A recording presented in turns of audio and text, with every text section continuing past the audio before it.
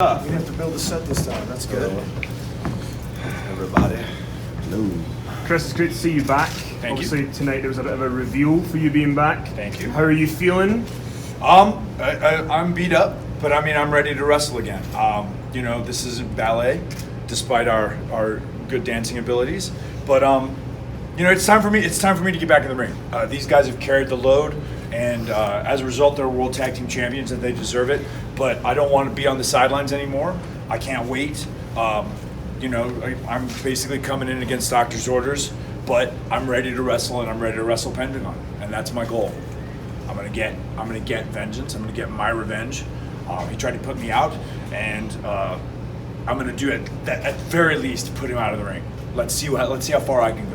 Where did your idea come from to do the double play there and dress like him and surprise him like that? Well, I mean, I feel like I'm a pretty smart guy, and I'm not just gonna come running at you, yelling and screaming so that you see me coming. I'm gonna make a plan, and I'm gonna get inside your head, and I'm gonna screw with you. This is the first step. And let's see what happens Wednesday. Let's see what happens the next time he's around. The next time he's in the locker room, let's see what happens.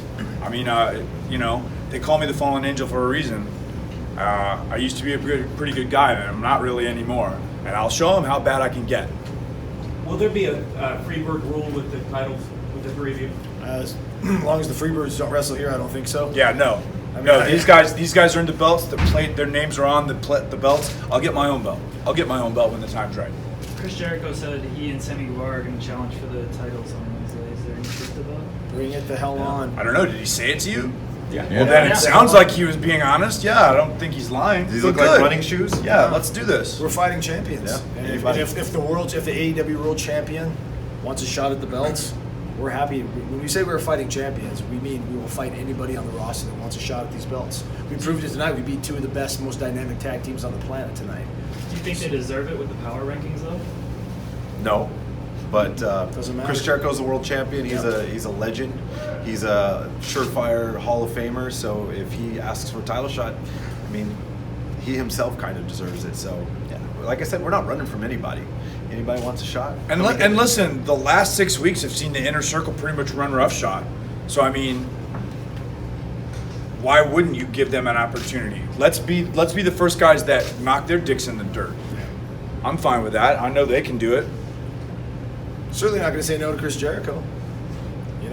Certainly not. It's a big fight, Right. right? Big fight. Good attention for us. So But every fight thus far has been a big fight. The first night when Scorp stepped up when CD got hurt, Right. that was a big fight. Right. And the finals against the Lucha Brothers, that was a big fight. Tonight was a huge fight. Like I said, two of the best tag teams in the world. It'll be an honor and a privilege to beat Chris Jericho and whoever he brings from the inner circle. This might not have been a question that we would have had before tonight's show, but the Rock and Roll Express tonight almost like put themselves back, and people want to see them again in matches. Are you open to having a match with the Rock and Roll Express? How would that feel for you guys to sort of let a veteran team like that come in and take a shot? You kidding me?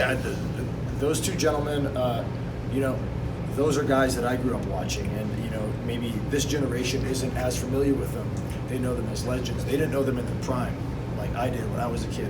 And I would be 100% open to wrestling guys like the Rock and Roll Express, because without those guys, there is no Christopher Daniels, there's no Scorpio Sky, there's certainly no Frankie Kazarian, because those are the guys that paved the way. And this generation really needs to see, understand, and respect that. So I, personally speaking, would love to do that. I don't care who we face personally. I mean, you can put any two guys together and put them in the ring with us. We're going to get the job done. That's the way we prove we're the best. Time and time again, we're going to go up against whoever they put in front of us, and they will all fall. Chris, you mentioned how you were going to get your own title. Right now, the only other title would be the men's world title. Do you feel like there should be another title? You can't challenge Riho?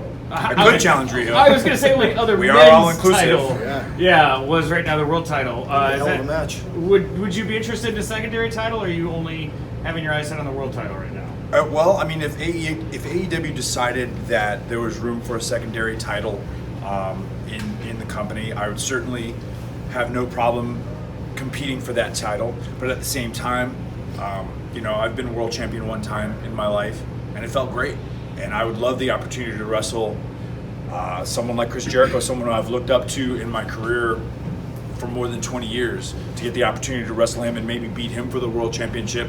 What a feather in my cap that would be, correct? Yeah, so, I mean, yeah, that would be outstanding. But whatever happens with AEW, whether it's the world title, a secondary title, if 6-man titles come around, if Riho wants to grapple with the old CD, I'm fine with any of that, man. I'm having the most fun in my life. I'm with my 2 best friends, and AEW's kicking ass every Wednesday night. So whatever happens, I'm down. I'm down for it. Scorpio, you went from a person that was the man who stepped to the side and was going to let the more experienced tag team wrestlers participate in the tag title, but then now you're tag team champion yourself. Can you talk about the road from PWG training to getting to the point where on a national stage you get to show what you can do?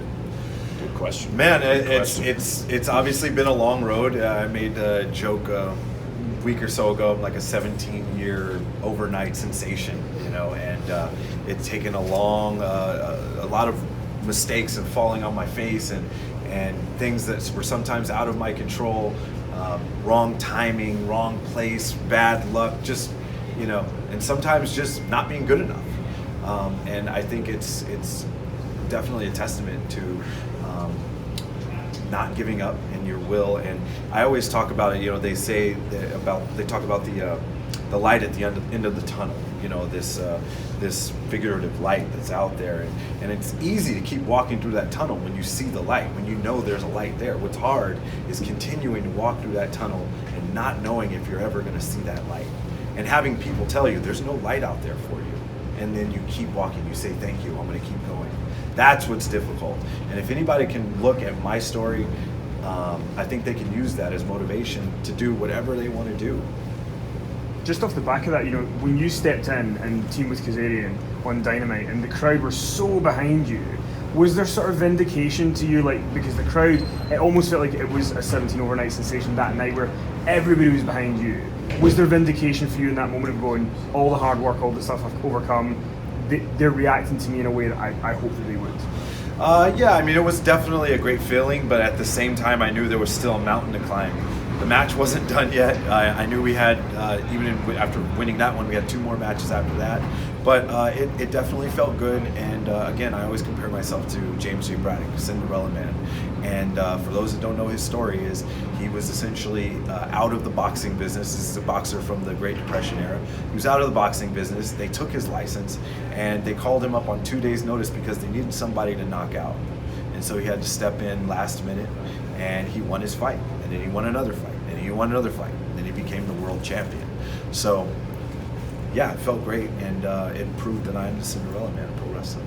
Hey Where guys, does Baltimore rank sorry on the guys, list of cities you guys have question, never okay? been to? It's tied for the worst town we've ever been to. Yeah, top 5 easy. SoCal and everywhere else is tied, Tied for for the worst town we've second been or to. last, depending on how you look.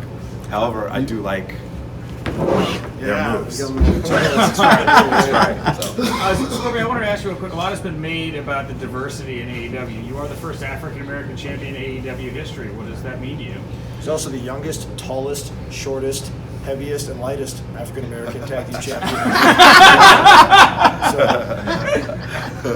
I think it's definitely a great honor. Obviously, it's you never want to make it anywhere based off of what you are, and I think that's the beautiful thing about AEW is they are open to having just different people of cultures and religions and whatever it may be, and it's about talent.